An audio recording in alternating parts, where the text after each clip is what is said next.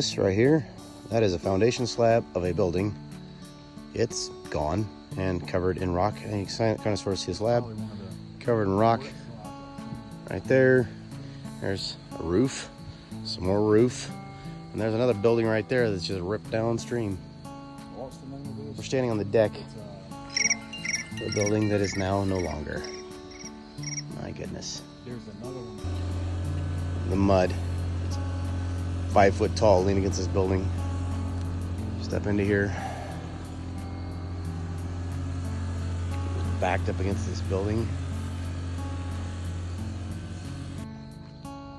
So this little teeny tiny pile of rubble here.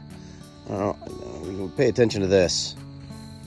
That was something that was a dually. Dualies are usually pretty big trucks.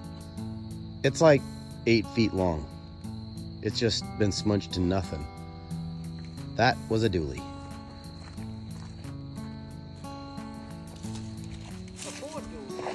A Ford dually. So if you don't want your truck to get crushed like a pop can, you might want to rethink Fords.